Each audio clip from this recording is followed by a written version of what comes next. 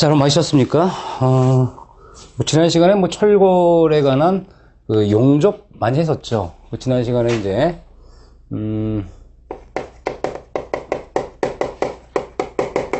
청조 용접에 관련된 아주 다양한 공부를 하셨고요. 이번에 공부할 부분은, 제 세 번째 절의 철골 구조 각부 부재별 접합이에요.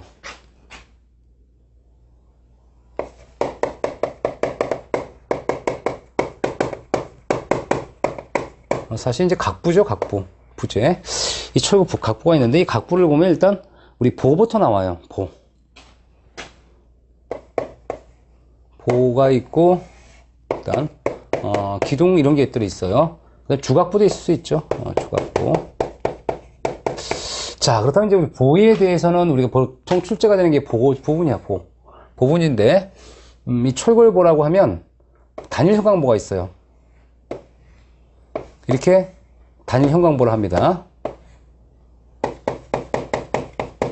단일 H형광이죠? 형광.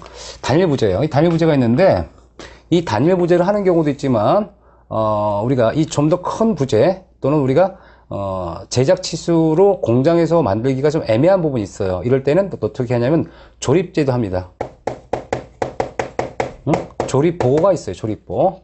기둥도 마찬가지입니다. 기둥도 우리가 단일 H형광 들어가는 게 기둥을 그냥 이용할 수도 있지만 얘를 조립하는 경우도 있습니다. 조립했다는 얘기는 이런 얘기죠. 이렇게 부재를 만들어 주는 거예요. 이렇게 만들면 뭐가 나와요? 똑같이 H자가 나오죠. 이렇게 만들어 줍니다. 이렇게 부재를 만들어서 내가 필요한 크기를 맞춰주는 방법이에요. 그 옆에서 봤을 때 이렇게 플랜지 부분이 있을 거고요. 옆에서 본 거. 그 다음에 이 부분을 뭐 이렇게 접합을 하고 트러스식으로 이제 접합하는 겁니다. 트러스식으로. 그래서 부재와 부재를 이렇게 트러스식으로 접합하는 경우가 있고요. 이때 이렇게 요 접합을 위해서 들어가는 요 판재 있죠. 판재, 이걸 가시 플레이트라 그래요. 가시 플레이트. 이걸 트러스 보라고 합니다. 이런 걸. 트러스 보다. 이렇게 얘기할 수 있고요. 또는 이제 여기 형식에 따라 레티스 보가 있는데, 레티스 보는 뭐냐면, 플랜지가 있겠죠. 플랜지가 있으면, 이런 부재를 직접 가시 플레이트 쓰지 않고 직접 이렇게 상현재 하현재에 플랜지에 직접 접합하면 이것을 레티스 보라 그래요. 기둥도 마찬가지로 이제 트러스 기둥이 있고 레티스 기둥이 있습니다. 그래서 우리가 가시 플레이트 써서 접합을 하는 경우냐, 아니면 직접 우리 플랜지 부분에 접합을 해서 사용하겠냐에 따라 레티스나 트러스라는 얘기를 합니다. 형상은 거의 똑같아요. 다만 이제 어떻게 이제 기타 부자재를 접합하느냐, 이 차이가 생길 수 있을 거고요. 그 다음에 우리 이제 다시 얘기하면 힘재죠. 힘재. 우리가 이제 이 보라고 하는 부분을 우리 보통 힘재라고 얘기를 해요. 그런데 이 보의 힘재를 검토할 때 원래 뭐랑 비교하냐면 철콘과 비교해 볼게요. 여러분들 이해를 돕기 위해서 철콘크리트 구조 같은 경우는 보를 만든다 그러면 이런 식으로 만들어 주겠죠. 그래서 이제 우리가 이제 이렇게 2단으로 배치할 수도 있어요. 그럼 현재 이쪽이 철근이 많네. 이쪽 철근이 많으니까 이런 철근, 주철근이죠. 그림 좀 어설프네. 좀 정확히 다시. 이것부터 그림 훨씬 정확하죠. 이렇게 있다고 칠게요. 그냥 더 쉽게. 자, 그러면 어쨌든 중요한 것은 얘가 철근이 많죠. 그럼 얘는 얘가 인장이구나. 요 세 개 인장력을 받는 철근이고, 이 두 개는 압축을 받는 철근이구나. 둘 다 뭐예요? 힘이죠. 힘, 인장력, 압축도 힘 압축이 되는 거예요. 그래서 결과적으로 이 주근의 역할은 또는 압축을 받는다 하니까 힘을 받는 거구나. 그럼 여기 가운데 있는 요거, 현재 이 스트럽 철근이죠. 스트럽 철근을 뭘 받는 거예요?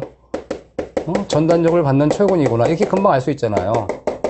그러면 분명히 철근인데 철근도 힘을 받고 인장을 받고 전단은 이렇게 가운데 있는 스트럽 철근이 받는구나. 그럼 철골도 마찬가지예요. 철골도 그림을 그리면 자 이렇게 뭘 부담할 수 있도록 얘가 결과적으로 뭘 내게 힘을 받는 거죠. 얘가 얘가 뭘 받는 거야? 힘을 받는 거야. 그래서 따라서 알 수 있는 게 뭐야? 우리 플랜지는 힘을 부담하는 거구나. 그 다음에 전단력 부분이 있겠죠. 여기 전단력이죠. 외부죠. 그래서 외부는 전단력을 받는 부재이구나. 금방 알 수가 있어요. 지금까지 공부했던 여러분들 틀이 있잖아요. 그죠? 여러분이 지금까지 공부했던 게 작은 양이 아니에요. 이거 딱 보면 느낌이 오잖아요. 비슷한 거네. 근데 우리가 여기 생각해 볼 건 제가 이런 얘기 했어요. 볼을 얘기하면서 우리가 철근 힘의 인장력을 우리가 철근 가닥이죠? 철근 개수로 조정한 거 보셨죠? 3개, 2개 이런 식으로. 그러니까 철근 개수를 조절해서 힘에 대한 보강이 가능하잖아요. 철근 개수를 증가하거나 해서. 그렇다면 우리가 힘재 같은 경우도 이 플랜지가 아주 두껍고 얇은 거를 조절할 수 있을까? 그럼 옆에서 보는 거야. 옆에서 이렇게 플랜지가 있죠. 근데 플랜지를 똑같은 게 하는 게 아니라 실제로 약간 부족한 데는 좀 채워주고 남는 데는 좀 얇게 할 수 있을 거 아니에요. 그러면 자 옆에 생각해보면 자 옆에 이건 보는 거야. 플랜지 옆면만 이렇게 보면 옆면만 보겠다고요. 옆면만 보면 이 플랜지를 접합할 때 보면 휨 모멘트가 큰 쪽에는 조금 이렇게 좀 증가시키고 또 휨 모멘트가 좀 커졌다 그러면 증가시키고 휨 모멘트 작은 데는 작게 될지 않겠느냐. 그럼 이게 플랜지예요. 플랜지인데 휨 모멘트가 부족한 이 부분은 뭘로? 이렇게 이런 거 있죠? 이런 거 커버하는 거예요. 뭘로? 플레이트로. 그러면 이 커버 플레이트는 어떤 역할을 하는 거예요? 플랜지를 보강하는 거죠? 플랜지에 뭘 보강하는 거예요? 힘을 보강하는 거죠. 그래서 이 커버 플레이트라는 것은 우리 플랜지 휨 모멘트를 보강하는 역할을 하는구나. 이해하시겠죠? 그래서 여기서 용접을 하든가 고력볼을 채워주든가 해요. 이게 바로 이 커버 플레이트예요. 커버 플레이트. 그 다음 외부예요. 외부는 너무 두껍죠. 자, 이 전단적은 뭘로 커버했어요? 간격이죠. 간격을 약간 키워주기도 하고 좁혀주기도 했단 말이죠. 그러면 외부라는 것도 결과적으로 너무 두껍게 하지 말아라. 그러면 이렇게 틀을 한번 짜보면 원래 이렇게 얇게 들어가야 되는데 때에 따라서 내가 얘를 보강하기 위해서 이렇게 옆에다가 이렇게 대준다든가, 그쵸? 가능하겠죠? 아니면 얘가 너무 얇아서 휘어진다 그러면 이렇게 보강하는 것도 가능하고요. 그래서 이렇게 보강하는 이걸 우리 뭐라고 했냐면 이 스티프너라고 했던 거예요. 그럼 이 스티프너라는 것도 결과적으로 뭘 얘기해요? 외부의 전단력을 보강하는 거구나. 금방 알 수 있잖아요. 근데 이제 그렇다면 여기서 이제 관련되는 규정이 있겠지? 관련된 규정이 뭐냐면 플랜지가 단면적이 커야 돼? 커버 플레이트 커야 돼? 얘가 더 커야지. 그러니까 커버 플레이트는 4장 이하로 하고 너무 많이 붙이지 말고, 그쵸? 가급적 한 장 하면 좋은데, 그쵸? 너무 많이 붙이지 말고, 그 다음에 이 단면적이 플랜지 단면적의 70% 이하도록 해라. 배보다 배꼽이 더 크면 안 된다는 얘기를 하는 거잖아요. 그쵸? 이런 규정이 나왔던 겁니다. 이런 거. 자, 이게 이제 플랜지와 커버 플레이트에 관련되는 게 14년 때 추진했던 부분이고요. 그 다음에 외부와 스티프너 설명드린 겁니다. 그럼 외부를 보강하는 게 스티프너야. 스티프너를 뭘 받는 거예요? 외부에 전단을 보강한다든가 전단 자골, 너무 얇으니까 얘가 휘어질 수 있어요. 이런 걸 보강하는 게 스티프너다 생각하시면 될 것 같고요. 그 다음에 이제 우리가 이 하니캄보라고 나와요. 하니캄보. 하니캄보가 나오는데 하니캄보가 뭐냐? 하니캄보. 그 다음에 하이브리드 보.